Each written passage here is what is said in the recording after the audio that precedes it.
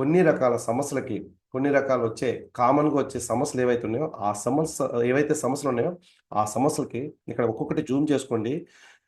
ఏ ప్రాబ్లమ్‌కి ఇవ్వాలి. ఇక్కడ అప్లైనర్ వరకు వెయిట్ చేసి, అప్లైనర్ చెప్పాలి, అప్లైనర్ ఇవ్వాలి అని పెట్టుకోవద్దండి. ఇదంతా స్టడీ చేసి, ఈ ప్రాబ్లమ్‌కి ఈ ప్రొడక్టు ఇలా ఇవ్వాలనేసి చాలా క్లియర్‌గా మనకక్కడ ఉండడం జరిగింది. సో, మీరు అన్ని గ్రూప్‌లో పెడతానండి. మీ అందరికి సింగిల్‌గా వస్తుంది. సో, ఇక్కడ చూడండి. ఇప్పుడు ఒక షుగరొచ్చిందనుకోండి, అప్లైన్ కావాలి. ఒక జాయింట్ పెయిన్ వచ్చిందనుకో, అప్లైన్ కావాలి. నువ్వెప్పుడు నేర్చుకుంటావు ఒక్కసారి ఆలోచించు. ఒక షుగర్‌కి అక్కడ ఎన్నో 5 రకాల ప్రొడక్టులు. ఒకవేళ మీకు తెలియకపోతే ఎక్లిస్ట్ దాన్ని మీరు రాసుకోండి.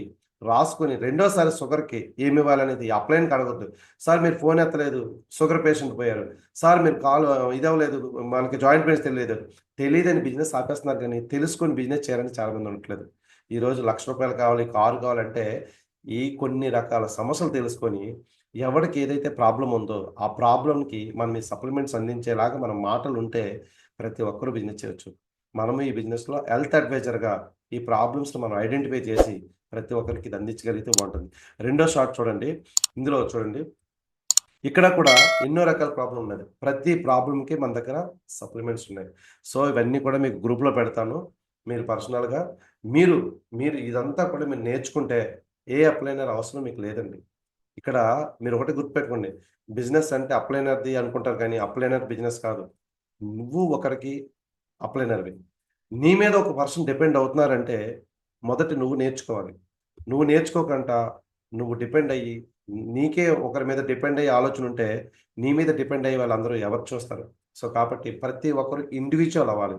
ఈ బిజినెస్‌లో కనీసం ఇందులో సగం జబ్బులు ఏమివ్వాలి? ఏ ప్రాబ్లమ్‌కి ఏమివ్వాలని మనం తెలుసుకున్నా సరే, అప్లైనర్ కోసం వెయిట్ చేసి, ఆ కస్టమర్‌ని, ఆ పేషెంట్‌ని మనం వదులుకుంటున్నాం గానీ, ప్రతి ఒక్కరికి ఇది అర్థం చేసుకొని, కనీసం మన చుట్టుపక్కల తిరుగుతారు రకరకాల జబ్బులు ఉన్న వాళ్ళతోటి.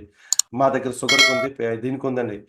ఎక్కడ అప్పలేని మీకు అవసరం ఉంటదంటే, ఆ పర్సన్ ఏదన్నా నమ్మట్లేదు, లేదంటే ఆ పర్సన్‌కి మీరు చెప్పడానికి ఎక్స్‌ప్లెయిన్ చేయడానికి ఒక ప్రాబ్లమ్ అయితే గనక, ఏంది ఇదే అప్లైన్ చెప్పినా, ఎవరు చెప్పినా అదే చెప్తారు. మహా అయితే షుగర్ ఉన్న వాళ్ళకి గ్లూకోజామైన్ ఇవ్వకూడదు. అలాంటివన్నీ కూడా మీటింగుల ద్వారా తెలుస్తాయి. అప్లైన్ ద్వారా తెలుస్తది.